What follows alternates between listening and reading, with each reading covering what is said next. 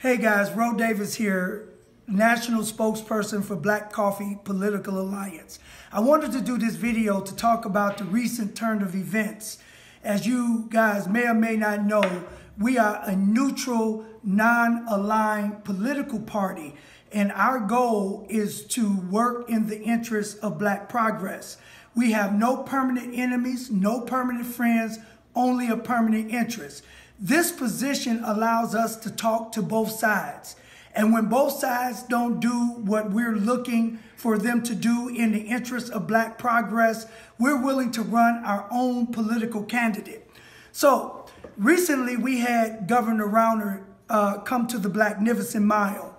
Governor Rauner came, and we were certainly pleased that he was willing to at least come and walk a mile in our shoes. As you may or may not know, we recorded a video that became quite controversial. We walked the governor down 79th Street, and that walk for me was very important because even though we know it's a political season and we know that his walk was politically motivated, it did mean a lot for the governor to come and to walk past the condition that we take for granted every day. It's important that these politicians understand the plight, the true plight that we're going through every day, just trying to be successful as entrepreneurs, as people who work, live, and play in our communities. And so we also invited the other side. We invited J.B. Pritzker. We invited him, I think, around the same time that we invited Rauner. Initially, we got a yes to that invitation, and it was canceled.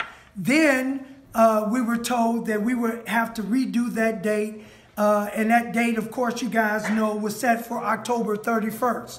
And once again, the governor to be canceled.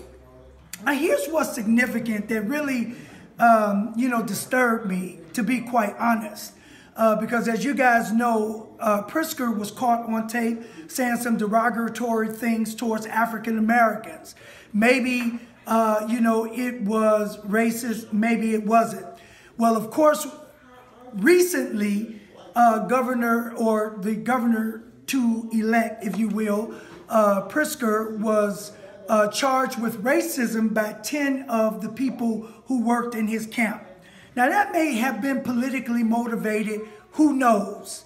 And then a few days later, we saw that one of his campaign staff, according to the Sun-Times, was caught on Instagram in a blackface for Halloween.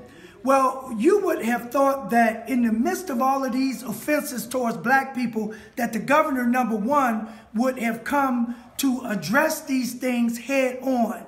Well, to our dismay, even when the governor to-be, if you will, was to come, he sent a message that Juliana would be coming. Now, this kind of pissed us off to begin with because we know that anytime we're upset with somebody, white folks always send somebody Black in their place, and he sent his governor-elect to be, or lieutenant governor, which we were a little upset, but we were willing to deal with. But when she didn't show up, to me, it really spoke volumes. I'm not sure if the other allegations about racism were true, but I thought it really was a bit insensitive and not politically wise to show up.